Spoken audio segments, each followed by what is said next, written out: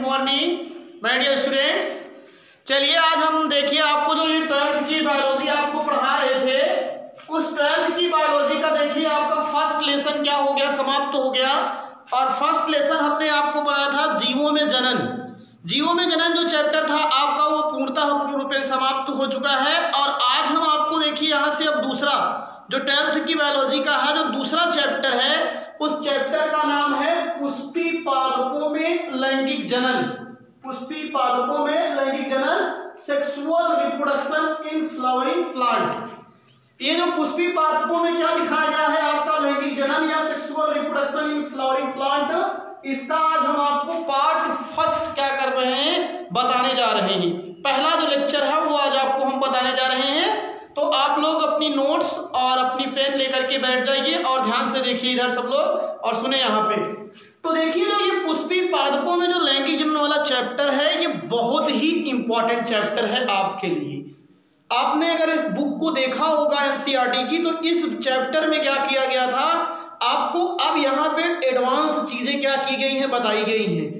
इसीलिए अब आप लोग एकदम ध्यान से बैठ जाइए और इसको बड़ी विधिवत तरीके समझने का प्रयास कीजिए। और जैसे कि आप जानते क्यों हो कि बायोलॉजी में डायग्राम आपके सबसे मायने रखते हैं, तो इस चैप्टर में अब आपको जो डायग्राम मिलेंगे वो आपकी एनसीईआरटी के बुक के अकॉर्डिंग ही आपको देखने को मिलेंगे। तो आप लोग अपनी एनसीईआरटी की बुक में डायग्राम देखिएगा, जो डायग्राम होगा वही डायग्राम बनाना आपको जरूरी भी है। जो बुक आपकी बुक में डायग्राम नहीं है वो आपकी समझ के लिए भले होते हैं लेकिन उतने ज़्यादा वो आपके लिए क्लियरिटी नहीं करते हैं। आपकी एग्जाम में एनसीईआरटी के ही डायग्राम पूछे जाते हैं, चाहे वो मेडिकल का एग्जाम हो चाहे जो भी एग्जाम हो। अब उसमें हम आपको आज बताते हैं जो सेकेंड वाला लेसन है, सेकेंड वाले लेसन को अगर हम पढ़ेंगे तो सही तरीके से अगर इस लेसन की हम बात करें, इस चैप्टर में आपको पढ़ना क्या क्या है, तो सबसे पहली चीज तो हम ये चीज ध्यान दीजिए, लैंगिक जनन पढ़ रहे हैं। तो लैंगिक जनन का मतलब क्या हुआ करेगा कि हम पौधों के जो लैंगिक अंग होंगे पहले उनके डेवलपमेंट के बारे में पढ़ेंगे। तो पहले हम पुष्प जानेंगे क्या होता है, पुष्प के कितने भाग होते हैं, फिर पुष्प के अंतर्गत क्या होता है मेल गैमेटोफाइट, नर युग्मकोभित। अब नर युग्मकोभित में जैसे पुंकेसर होता है, परागकोश होता है, इन सब के बारे में। और फिर उसके बाद लघु बीजाणुधानी या परागकण का निर्माण कैसे होता है, लघु बीजाणु जनन बहुत इंपॉर्टेंट टॉपिक है। नर युग्मकोभित के ही अंतर्गत लघु बीजाणु जनन मतलब पुंकेसर का जो निर्माण हुआ करता है, इस पूरी प्रक्रिया का आपको एकदम डिटेल विधिवत आपको पढ़ना है, जो एक आपके यहाँ लॉन्ग क्वेश्चन में पूछा जाता है। अब जब हम पुंकेसर का पूरा क्या कर लेंगे, इसकी डेवलपमेंट पढ़ लेंगे, अर्थात परागकोश की परागकण की संरचना, वाय संरचना, आंतरिक संरचना और परागकण की आंतरिक संरचना जो माइक्रोस्कोपिक स्ट्रक्चर होता है वो भी आपको पढ़ना है। एक्सटाइन इंटाइन क्या होता है उसमें, ये सब चीजें पूछी जाती हैं। और फिर उसके बाद जैसे ही आप पूरा पुंकेसर का मतलब कि नर युग्मकोभित का पूरा विकास पढ़ेंगे वैसे ही मादा युग्मकोभित का विकास पढ़ेंगे आप लोग। उसके अंतर्गत स्त्री केसर क्या हुआ करता है, गुरु बीजाणु क्या हुआ करते हैं, गुरु बीजाणुधानी क्या होता है, और कैसे एक सेल का निर्माण होता है, और कैसे ओव्यूल्स का और यह बीजांड का क्या होता है फॉर्मेशन होता है। तो इतना तो जान लीजिएगा। आफ्टर फर्टिलाइजेशन के क्या हुआ करता है स्टेज की, ये पहली की अवस्थाएं रहेंगी। अब उसके बाद हम फिर पढ़ेंगे आगे निषेचन क्या होता है, फर्टिलाइजेशन क्या होता है। और मैंने एक चीज आपको फिर बताया था कि आवृतबीजी पौधों की सबसे बड़ी विशेषता होती है कि इनमें निषेचन के साथ साथ द्विनिषेचन भी होता है। तो हम पहले निषेचन पढ़ेंगे और निषेचन के बाद हम फिर क्या पढ़ेंगे, द्विनिषेचन की प्रक्रिया को पढ़ेंगे, जो कि बहुत इंपॉर्टेंट है। उसका एक लॉन्ग क्वेश्चन आपसे पूछा जाता है, डबल फर्टिलाइजेशन क्या हुआ करता है और डबल फर्टिलाइजेशन का सिग्निफिकेंस क्या हुआ करता है, ये भी आपसे क्या किया जाता है, पूछा जाता है। और फिर जब आपका फर्टिलाइजेशन पढ़ लेंगे तो निषेचन की पश्च की अवस्था, निषेचन की फर्स्ट अवस्था में क्या होता है, एम्ब्रियो क्या होता है, डेवलपमेंट ऑफ एम्ब्रियो क्या होता है, एम्ब्रियो कितने टाइप्स के हुआ करते हैं, और फिर फॉर्मेशन ऑफ सीड, सीड का किस तरीके से क्या होता है निर्माण हुआ करता है, ये पूरी प्रक्रिया आपको क्या बताई जाएगी। और फिर सीड के बाद क्या हुआ करता है, फल कैसे बनता है, फल कितने प्रकार के होते हैं, सत्य फल और असत्य फल, ये भी आपको बताया जाएगा। और फिर लास्ट में कुछ एपोमिक्सिस असंगजनन वगैरह करेंगे, छोटी छोटी कुछ टर्मिनोलॉजीज हैं वो भी आपको जानना पड़ेगा।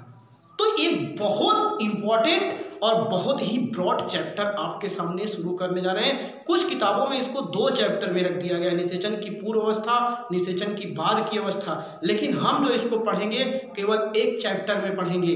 तो ये मैंने आपको पूरा इस चैप्टर का क्या बता दिया, सिलेबस बता दिया। अब हम आज इस चैप्टर की शुरुआत किया करते हैं। थोड़ा सा इस चैप्टर के प्रारंभ में आपको हम कुछ बेसिक चीजें बताएंगे।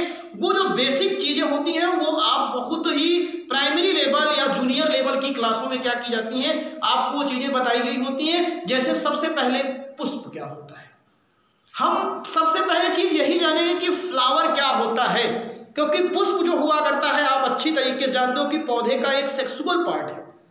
पुष्प जो हुआ करता है ये किसी भी फ्लावर का क्या हुआ करता है, सेक्सुअल पार्ट होता है। ये क्या किया करता है, ये रंगीन होता है। आप देखते हो पुष्प लाल रंग का, नीले रंग का, पीले रंग का, कई अलग अलग क्या होते हैं, कलर्ड के आपके फ्लावर होते हैं और ये रंगीन होता है। और अगली चीज क्या होता है, आकर्षक होता है। पुष्प किसी पौधे का रंगीन एवं आकर्षक भाग होता है। कहने का मतलब flower is a part of plant which are attractive and coloured structure. Flower जो हुआ करता है कलर्ड हुआ करता है और अट्रैक्टिव स्ट्रक्चर हुआ करता है, और जिसके कारण जंतु और कीट इसकी तरफ क्या होते हैं, आकर्षित होते हैं। ये बात आप ध्यान दीजिएगा। और जंतु और कीट जब पुष्प की तरफ आकर्षित होते हैं तो पौधों में होने वाली प्रक्रिया होती है जिसको हम लोग परागण कहा करते हैं। परागण भी आपको हम बताएंगे, यहाँ पे ध्यान दीजिएगा। परागण क्या होता है, स्वपरागण क्या होता है, पर परागण क्या होता है, स्वपरागण की विधियां कौन सी होती हैं, पर परागण की कौन सी विधियां हुआ करती हैं, लाभ क्या है, हानि क्या है, ये सब चीजें भी आपको देखने को मिलेगी। तो मैंने बताया क्या, पुष्प जो होता है या किसी पौधे का कैसा रंगीन एवं क्या होता है, आकर्षक भाग हुआ करता है, और जो जंतुओं एवं कीटों को अपनी तरफ क्या किया करता है, आकर्षित करता है। ये चीज ध्यान दीजिए। और अगर जीके की बात करते हैं क्वेश्चन में, तो पुष्प का अध्ययन विज्ञान की जिस शाखा के अंतर्गत किया जाता है उसको एंथोलॉजी किसके नाम जाना करते हैं, पुष्प विज्ञान या एंथोलॉजी के अंतर्गत कहते हैं। तो ये सब चीजें आप बेसिक जानते हो, लेकिन तब भी कुछ हमारा बताने का कर्तव्य है। ध्यान दीजिए यहाँ पे, पुष्प पौधे का रंगीन एवं आकर्षक भाग होता है। Flower is a coloured and attractive part of plant. Flower is a colored and attractive part of plant which are help into sexual reproduction। जो लैंगिक जनन में क्या हुआ करता है, सहायक होता है। मैंने पहले ही बताया था कि पुष्प जो होता है ये लैंगिक जनन में सहायक होता है, और पौधे के अन्य भाग जैसे जड़ है, तना है, पत्ती है, ये सब किस में भाग लेते हैं, अलैंगिक जनन, और उसी को हम लोग प्लांट में कायिक जनन बोलते हैं। तो ये 2 चीजें पहले कंफर्म होनी चाहिए कि पुष्प रंगीन एवं आकर्षक भाग होता है जो लैंगिक जनन में क्या होता है, सहायक होता है। और पुष्प का अध्ययन एंथोलॉजी किसके अंतर्गत किया जाता है भैया, एंथोलॉजी के अंतर्गत, या पुष्प विज्ञान, ये इंग्लिश वर्ड है और ये इसका क्या है, हिंदी वर्ड है। पुष्प विज्ञान या एंथोलॉजी के अंतर्गत किया जाता है। ये बात आप लोग ध्यान दीजिएगा। और फिर उसके बाद पुष्प के भाग, एकदम छोटी चीज आपको बता देते हैं। पुष्प सब लोग देखे होंगे अच्छी तरीके से। पुष्प के मुख्यतः 4 भाग होते हैं। सबसे नीचे जो आधारी भाग होता है, हरे रंग का भाग होता है पुष्प का, उसको वाह्यदल कहते हैं।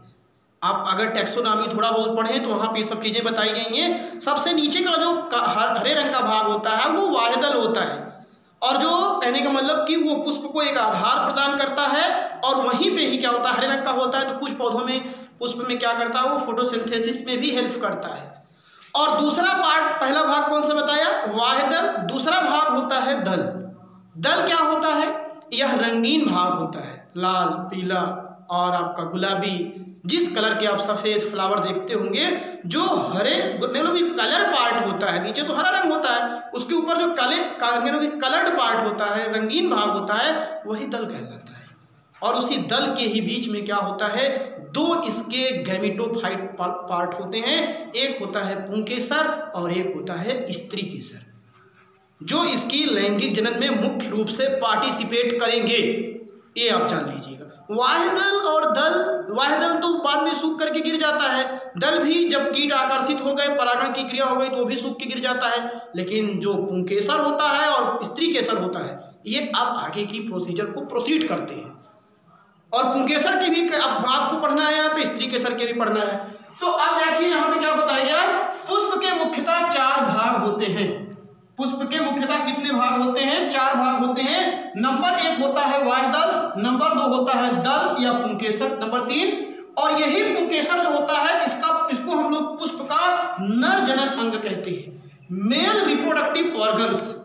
कहने का मतलब अगर कोई कहे कि पौधे का नर भाग कौन सा होता है तो पुंकेसर होता है।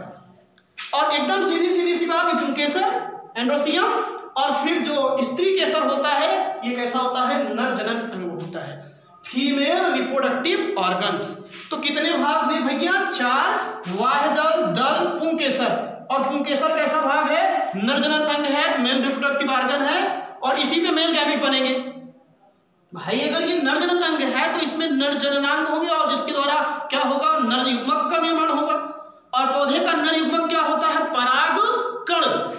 और ये स्त्री केसर, आपको ध्यान दीजिए यहाँ गलत लिख दिया गया था, ये मादा जनन अंग है। तो ये क्या करेगा? जो मादा युग्मक होगा उसका निर्माण करेगा, फीमेल गैमेटोफाइट का या फीमेल गैमेट का, जिसको एक्सेल या ओव्यूल्स या बीजांड के नाम से भी हम जानेंगे।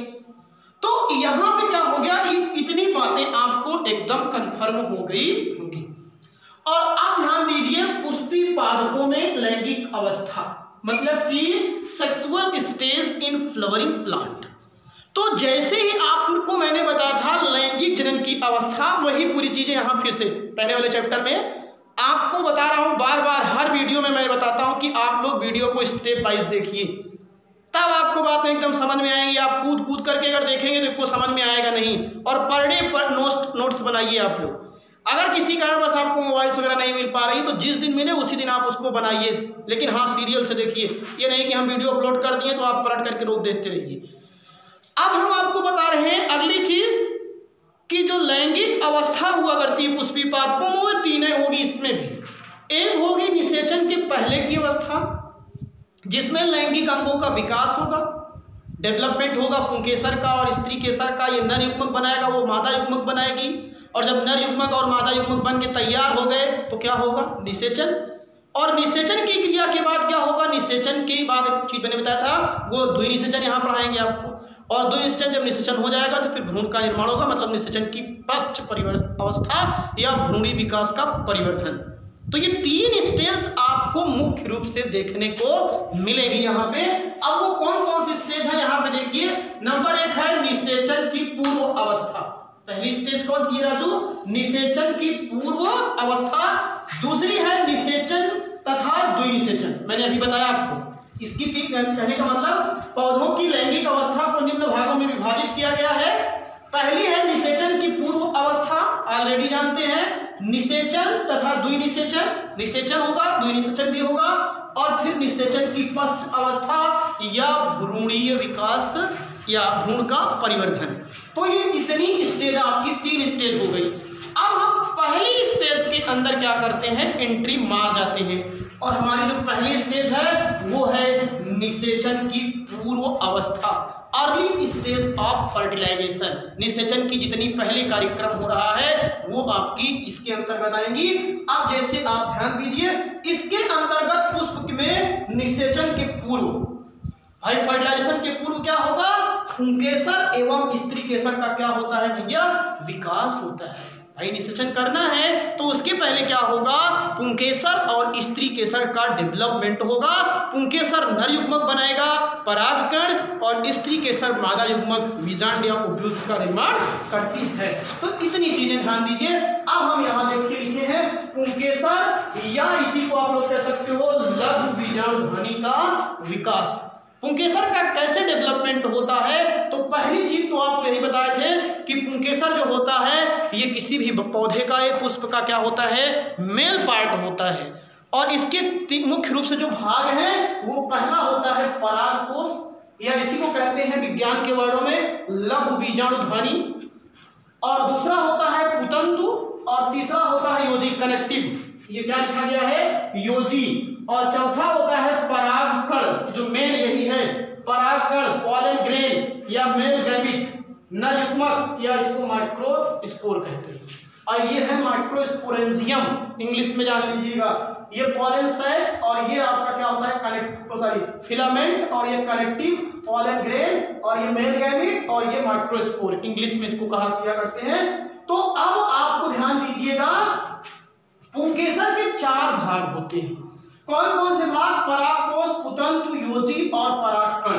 अब हम एक एक की बात करेंगे। परागकोश, परागकोश का मतलब होता है परागकोश, परागकण का वह मतलब कि पुंकेसर का वह भाग जहां पर परागकण भरे रहते हैं, स्थित रहते हैं, उसी को हम लोग क्या कहते हैं? परागकोश कहते हैं। ये आप ध्यान दीजिए। और ये किसी भी पुंकेसर में क्या होता है? ऊपर पाया जाता है और एक टोपी जैसे होता है। यह है किसी भी पुष्प में पुंकेसर के सबसे ऊपरी भाग पर टोपी सदृश क्या होता है? भाग होता है और जिसमें क्या होता है? परागकण रहते हैं। तो ये परागकोश है। अब ये देखिए, ये जो आपके सामने ये पूरा ये डायग्राम आपको दिखाया गया, ये परागकोश का ही डायग्राम दिखाया गया और इसका ये बड़ा सा ये क्या किया गया है? विस्तृत रूप दिखाया गया है। और फिर पुतंतु की बात करते हैं। परागकोश समझ गए? पुंकेसर के सबसे ऊपरी भाग पर पाया जाने वाला एक टोपी सदृश भाग क्या कहलाता है? परागकोश कहलाता है। और जिसके अंदर क्या होते हैं? परागकण भरे रहते हैं। पुतंतु क्या होता है? अब जो पुंकेसर होता है, जहां से वो पुष्प से लगा होता है, तो उसके नीचे परागकोश के नीचे एक डंठल पाया जाता है। तो परागकोश के नीचे जो एक डंठल है, ये देखिए जैसे ये डंडी जैसी डंठल सदृश क्या होती है? एक रचना पाई जाती है और इसी डंठल सदृश रचना को ही क्या कहते हैं? ये लिखा गया है पुतंतु। क्या लिखा गया है? पुतंतु। और ये क्या लिखी गई है? योजी।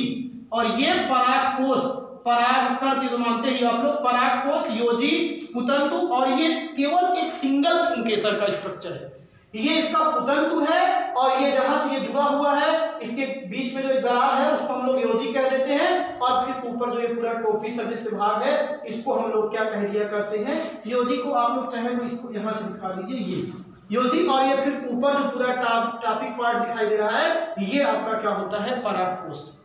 और इसी परागकोश के आप देखिए यहाँ पे क्या लिखा गया है? परागकोश की त्रिआयामी, क्या लिखा गया? त्रिआयामी संरचना। ये जो लिखा गया है परागकोश की त्रिआयामी, 3 डायमेंशनल, इसका 3D के करके देखा गया है। तो अब आपको देखिए यहाँ पे बढ़िया सा ये लघु बीजाणुधानी क्या कर रही है? दिखाई दे रही है। अब इस लघु बीजाणुधानी है और इसी लघु बीजाणुधानी के अंदर आपके लघु युग्मक का क्या होता है? निर्माण होता है। ये कनेक्टिविटी इसमें दिखाई गई और ये पुतंतु है और फिर आपका ये क्या है? परागकण है। और यही परागकोश का स्ट्रक्चर है, ये जो पूरा है इसी के अंतर्गत। और एक पुंकेसर में जो होता है वहां बताई जाती है, इसमें 2 पालियां पाई जाती हैं। मतलब जैसे आप देखो, एक इसमें छोटा सा लोब ये है और इसमें भी एक छोटा सा लोब है। तो इसीलिए बताया जाता है कि एक परागकोश में कितनी लघु बीजाणुधानियां होती हैं? 4। कितनी? 4 लघु बीजाणुधानियां होती हैं। आप ध्यान दीजिएगा, एक ये, एक 2 इसमें है और 2 इसमें, मतलब 2 होती है और प्रत्येक में क्या होता है? 2-2 होता है। तो कुल मिलाकर के आपको 4 देखने को मिलता है। तो इस तरीके से पुंकेसर की जो संरचना है उसमें आपको इतना ही पढ़ना था, परागकोश, पुतंतु, योजी और परागकण। अब इसका आगे कल आपको जब आंतरिक संरचना इसकी बताएंगे तो उसको आप डिटेल आप देख सकते हैं। उसका डायग्राम आपकी बुक में भी है, उसको आप पहले बनाएंगे डायग्राम को विधिवत तरीके से और फिर उस डायग्राम को हम क्या करेंगे? समझाएंगे। तो आज आप लोगों ने इतना इंपॉर्टेंट टॉपिक पढ़ा, इसकी आप कॉपी में नोट्स बनाइए और बढ़िया तरीके से इस वीडियो को देखिए। और अगर आपको अच्छा लग रहा है तो चैनल को सब्सक्राइब करिए और अपने फ्रेंड्स के बीच में इसको शेयर कीजिए। थैंक यू, धन्यवाद।